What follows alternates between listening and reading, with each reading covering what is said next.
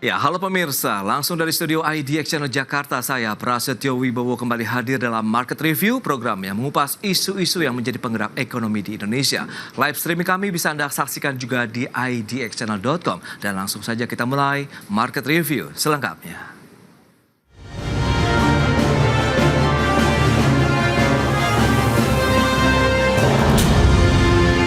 Medela Potensia Tbk resmi menjadi perusahaan tercatat di Bursa Efek Indonesia. Emiten berkode saham MDLA ini melepas sebanyak 3,5 miliar saham baru dengan harga penawaran Rp188 per saham. Dengan demikian, perseroan meraih dana segar dari IPO sebesar Rp658 miliar.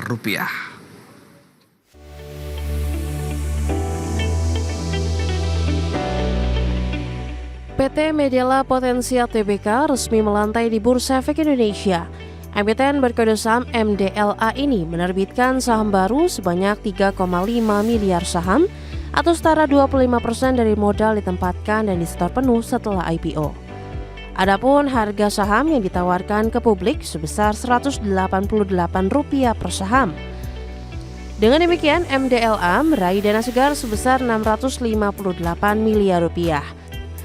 MDLA sendiri merupakan perusahaan induk atas grup usaha yang bergerak di bidang distribusi dan pemasaran atas produk farmasi, produk kesehatan dan alat kesehatan, manufaktur alat kesehatan, serta penyelenggaraan portal web dan atau platform digital dengan tujuan komersial melalui perusahaan anak. Perseroan akan menggunakan dana hasil IPO sekitar 85,4% untuk disalurkan kepada PT AAM dalam bentuk pinjaman dan setoran modal. Kemudian sekitar 10,7% akan disalurkan kepada PT DMM sebagai modal. Sedangkan sisanya disalurkan kepada PT Kita dalam bentuk setoran modal yang akan digunakan untuk modal kerja. Dari Jakarta, tim liputan IDX Channel.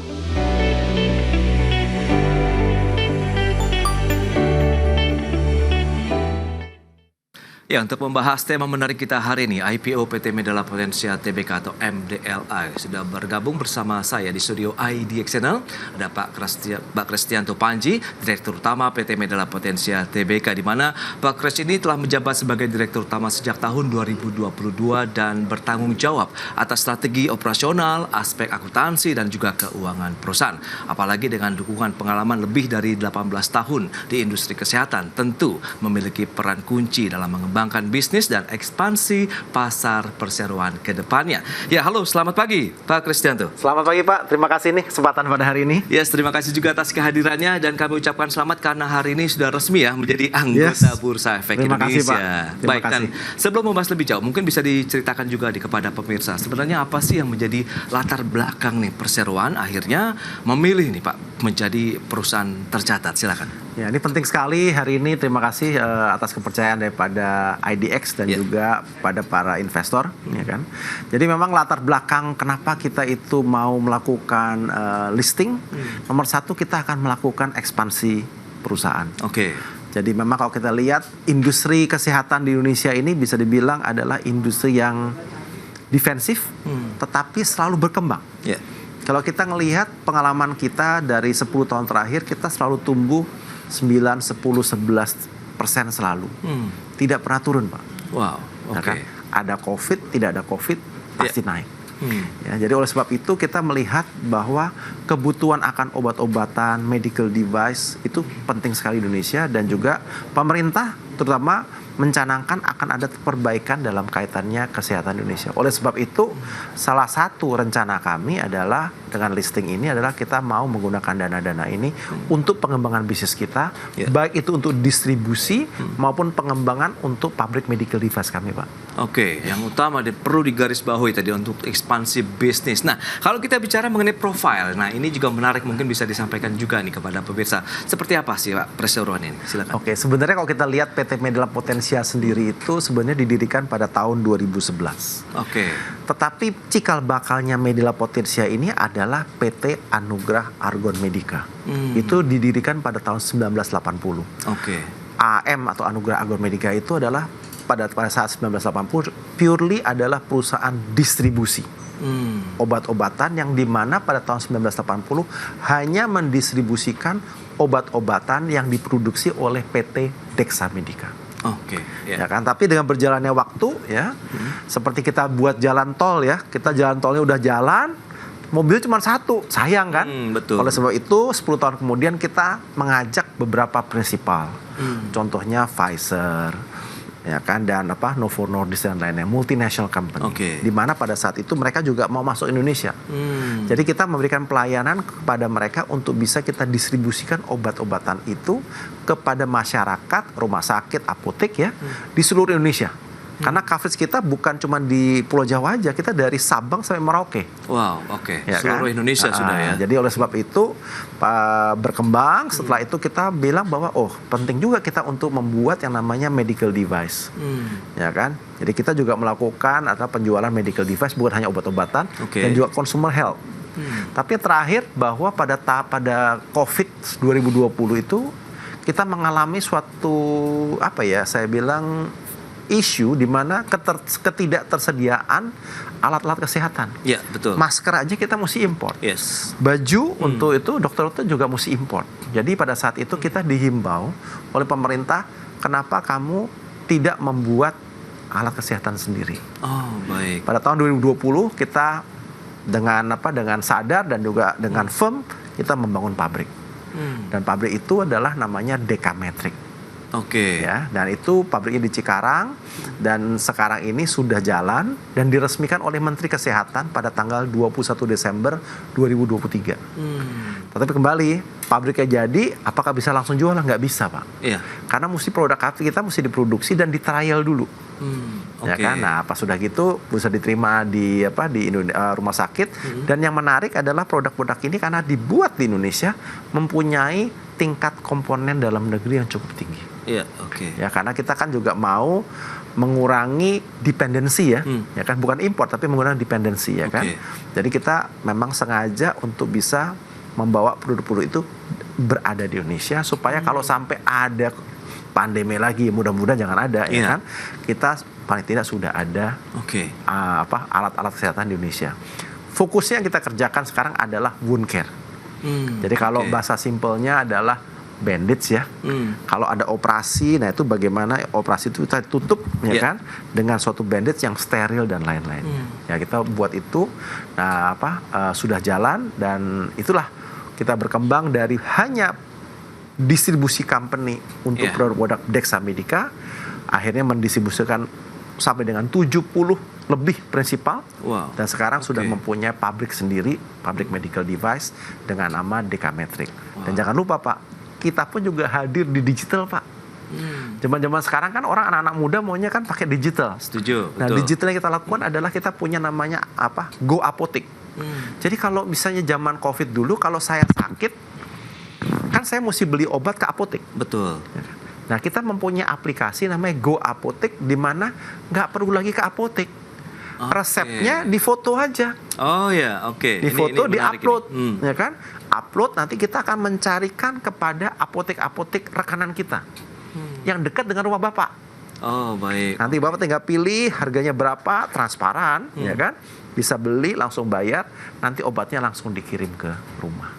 Wow, itu dia. Era digital juga dimanfaatkan dengan jeli nampaknya begitu oleh perseroan. Nah, lantas bagaimana dong Pak update kinerja, kemudian pengembangan usaha dari Potensia sendiri begitu melihat perkembangannya sudah cukup signifikan dari tahun ke tahun, justru ini positif begitu nih Pak? Ya, memang Medal Potensia kita juga ya bersyukurlah ya berkembang dengan baik. Ya.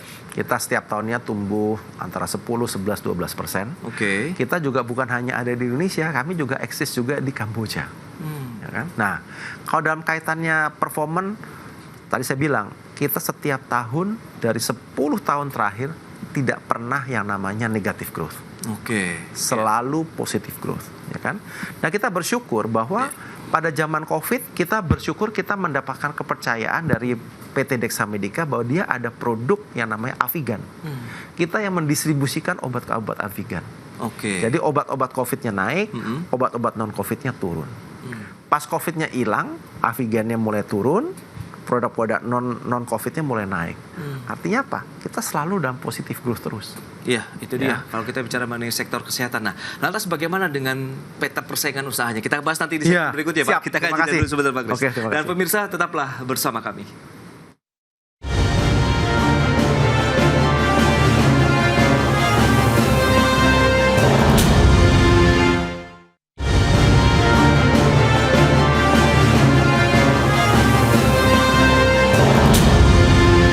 Terima kasih Anda masih bergabung bersama kami dalam Market Review, pemirsa. Dan berikut ini kembali kami sampaikan data untuk Anda terkait dengan profil emiten yang baru saja melantai di Bursa Efek Indonesia Medela Potensia TBK.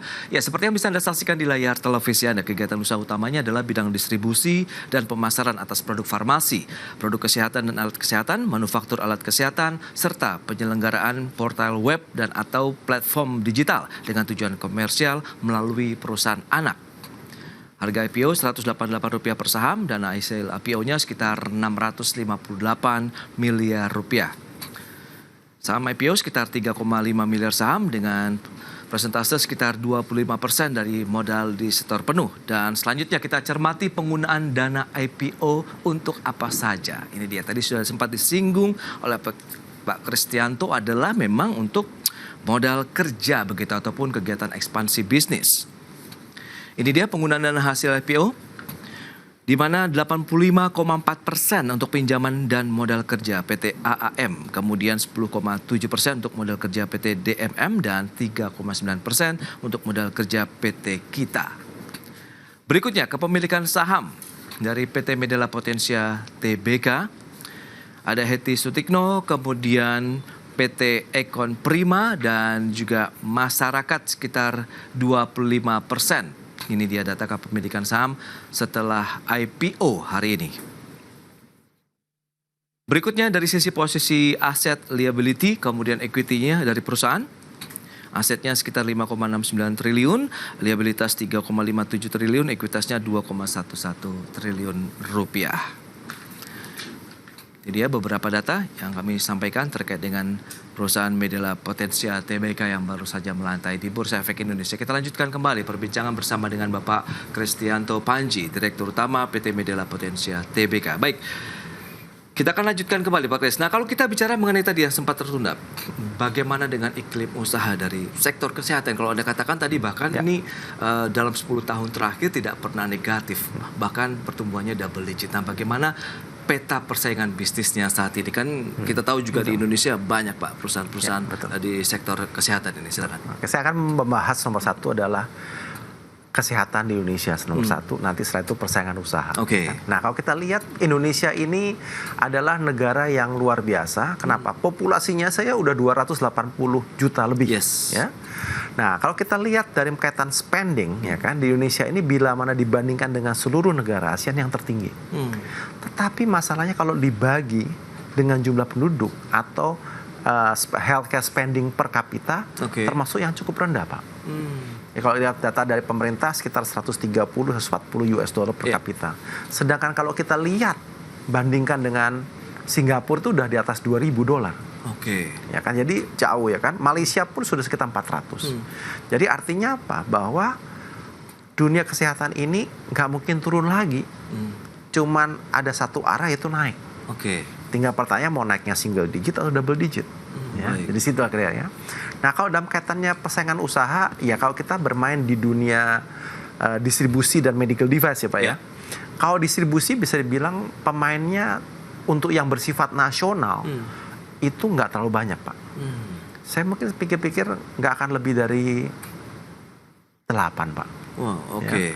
Kenapa? Karena membutuhkan modal yang cukup besar dan kita harus punya kantor gudang di seluruh Indonesia Pak. Bisa bayangkan ya kan, kita mempunyai gudang di 35 area. Tujuan kami adalah nomor satu supaya kita lebih tadi kompetitif, ya kan. Yang kedua responsif terhadap para yang sakit kan. Iya, betul. Ya kan, kalau bayangkan kalau semua gudangnya ada di Indonesia, kalau ada pasien kita yang sakit di Gorontalo, kita kan mesti kirim obat dari Jakarta ke sana, Pak. Betul. Iya. Ya kan? Orang sakit mana bisa nunggu ya kan. Nah, kalau kita punya gudang di Manado ya kan, kita punya gudang di Makassar, kita punya gudang di Palu ya kan, kita punya tim di sana. Artinya apa? Konsep kita apa? Kita harus dekat dengan customer dan kita harus memberikan customer satisfaction yang terbaik. Jadi itulah kalau saya bilang bahwa peta persaingan memang cukup berat, Pak. Ya kan? Karena pemainnya besar-besar juga tuh. Betul. Ya. Tetapi kita kita bisa sukses itu dengan 3 hal. Nomor 1, ya kan, kita responsif, ya kan, kita memberikan servis yang terbaik. Yang paling kedua adalah kita juga memberikan harga yang terbaik. Ya. Yang ketiga adalah kita juga memberikan produk macam-macam produk yang luar biasa. Kita punya hampir 9.000 SKU, Pak. Wow, 9.000, Pak ya? Iya, jadi kita mau minta apa aja boleh gitu bisa ya. Bisa dikatakan ada begitu ya. Ada ya kan. Tapi juga kompetitif harganya ya kan. Oke.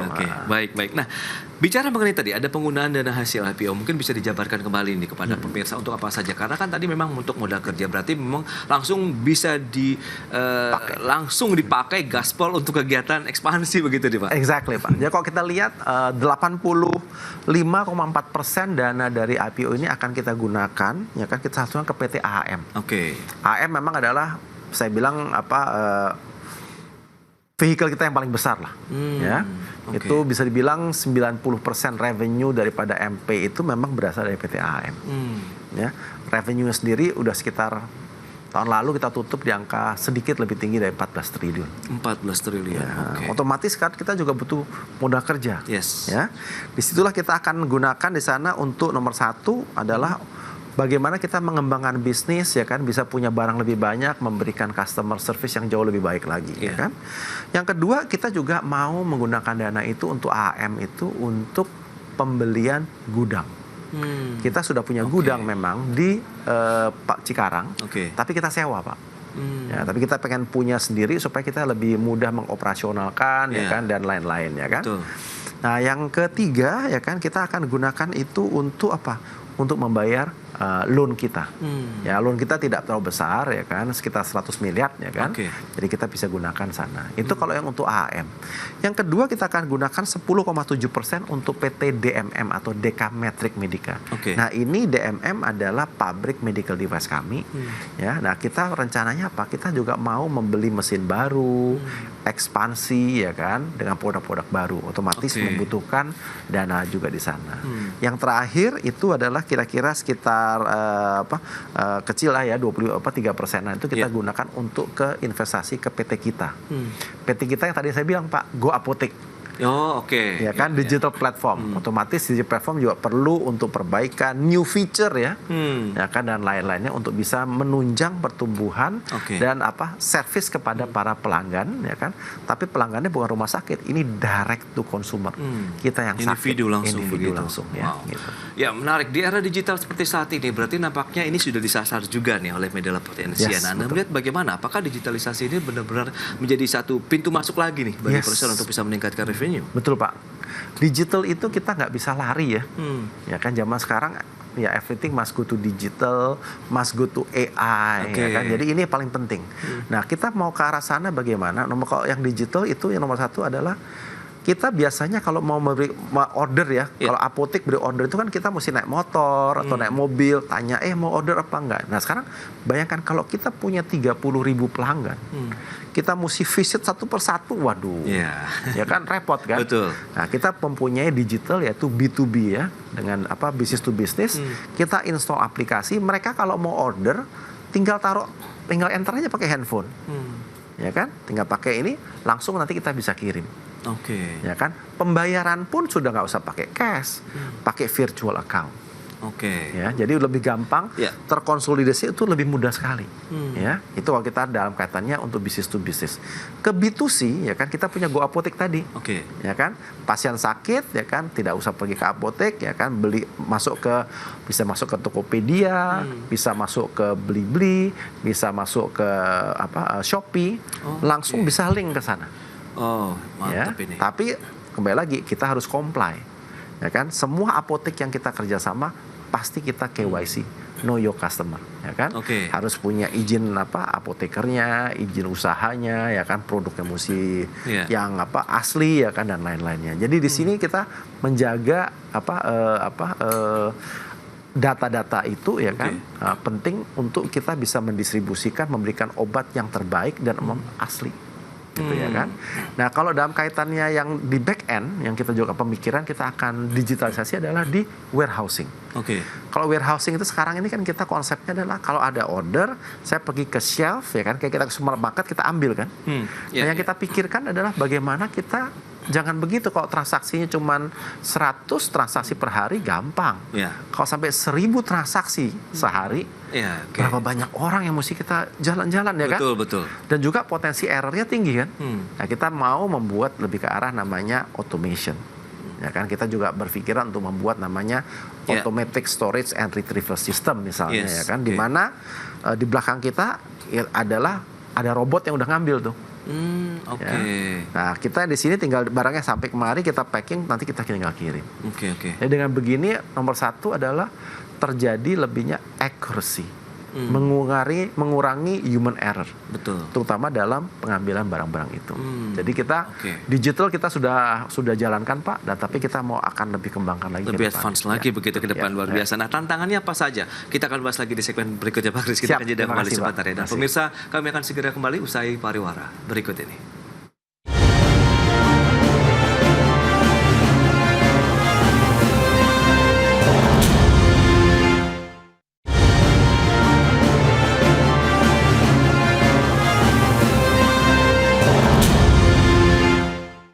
Ya, terima kasih Anda masih bergabung bersama kami dan kita lanjutkan kembali perbincangan bersama dengan Bapak Kristianto Panji, Direktur Utama PT Medela Potensia Tbk dengan kode sahamnya MDLA. Nah, Pak Kris, kalau kita bicara mengenai tantangan yang dihadapi oleh perseroan hingga saat ini itu mungkin apa saja yang sudah dipetakan, dimitigasikan, dan mungkin juga ada strategi yang sudah disiapkan yang dipersilakan. Ya, nah, penting sekali Pak strategi kita ke depannya ya. Kita melihat memang tahun 2025 ini bukan tahun yang mudah ya. Awal-awal tahun sudah mulai ada perang dagang, kan tarif ya kan. Tetapi kita beruntung bahwa industri kesehatan di Indonesia kalau saya bilang cukup resilient atau tahan ya terhadap tarif. Kenapa? Karena kalau saya lihat ya, industri kesehatan di Indonesia ini saya pecah menjadi 3 kelompok Pak. Kelompok pertama adalah manufacturers, pembuat. Baik itu pembuat obat maupun pembuat medical device. Kami juga ada pembuat medical device, Pak. Pertanyaan, apakah kita ada perusahaan farmasi sama medical device ada yang ekspor nggak ke Amerika? Saya lihat sih hampir nggak ada, Pak. Berarti apa? Pengaruh tarif pasti tidak ada, Pak. Ya kan? Yang kedua adalah perusahaan distribusi kayak kita juga, AHM. Kita membawa produk dari prinsipal yang punya obat dan medical device kepada ke rumah sakit atau fasilitas kesehatan. Kalau distribusinya di Indonesia kan pasti nggak ada pengaruh dengan tarif, Pak. Ya. Ketiga adalah Vaskes atau fasilitas kesehatan, entah itu rumah sakit maupun apotek, ya kan? Ada di mana? Di Indonesia. Tidak ada tarifnya, Pak. Ya kan? Jadi kalau kita lihat pengaruh tarif bisa dibilang tidak terlalu besar. Memang kita tahu pengaruh tarif itu nanti banyaknya kemana? Ke tekstil, ke furniture, ya kan, ke udang misalnya, ya kan. Nah, jadi otomatis itu sektor yang lain. Tapi memang kita mesti jaga bagaimana daya belinya ini harus tetap baik gitu, ya kan. Nah, kalau misalnya kita lihat bahwa terjadi misalnya nih ada entah itu PHK gimana ya kan, mereka kan mungkin ada yang sakit, ya kan, stres lah ya kan. Butuhnya kemana? Butuhnya ke rumah sakit. Kalau butuh ke rumah sakit atau ke dokter ya kan, butuhnya obat. Butuh obat pasti lewat kita kan distribusi, Pak. Jadi selalu jalan, Pak. Jadi makanya kalau kita lihat strategi kita ke depan di tahun 2025 adalah we keep firm ya kan dengan market kita, dan kita harus memberikan pelayanan yang terbaik ya kan. Supaya apa? Kepercayaan masyarakat terhadap pengadaan obat maupun alat kesehatan di Indonesia itu tetap terjamin. Tidak ada pengaruhnya terhadap entah itu tarif dan lain-lain. Berarti tidak ada terlalu hambatan yang berarti lah kalau kita cermati di tahun 2025 ini. Nah, lantas kalau kita bicara mengenai target kinerja dari perseroan begitu di sepanjang tahun ini dari sisi mungkin pendapatan, laba bersihnya nih seperti apa, Pak? Ya, memang kita sudah mencanangkan, Pak, tahun 2025 ini harus tumbuh double digit, Pak. Double digit, Jadi kita mengarah sekitar ya antara 10 sampai dengan 12%, baik top line maupun bottom line, Pak. Ya kan, karena kita ngelihat bahwa kesempatannya masih ada, Pak. Kesempatan di Indonesia untuk dunia kesehatan tuh saya lihat masih terbuka lebar. Pertanyaannya, kita mau atau tidak?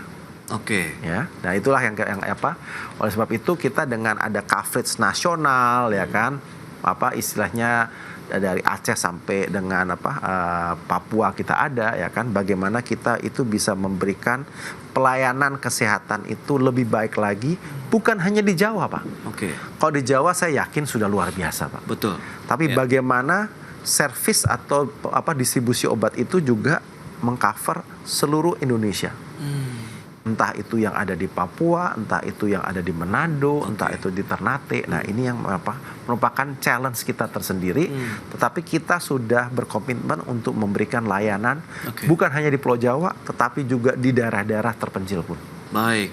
Nah, terakhir ini Pak, keunggulan kompetitif apa berarti yang terakhir ditawarkan nih kepada pemirsa, investor yang sudah menanamkan investasi mereka tentunya di MDLA ini, Pak? Ya, penting, Pak. Nomor satu, ya, Pak, adalah MDLA ini mempunyai anak perusahaan AM yang bisa bilang yang salah satu terbesar, Pak. Oke. Untuk mendistribusikan baik itu obat, alat kesehatan, maupun untuk consumer health, seperti vitamin, susu, dan lain-lain. Baik.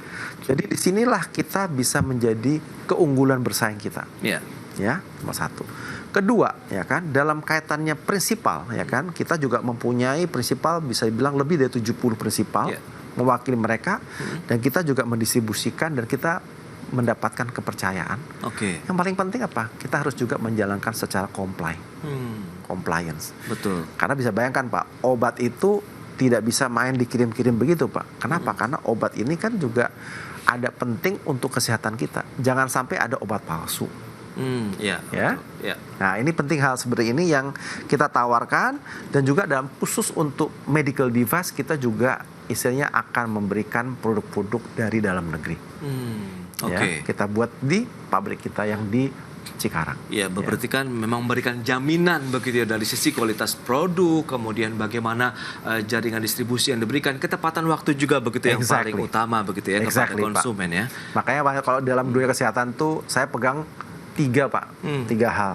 Nomor 1 yang paling penting adalah, Pak, kita harus bisa memberikan akses. Accessibility penting. Kedua, aksesnya ada, tapi harus available kan?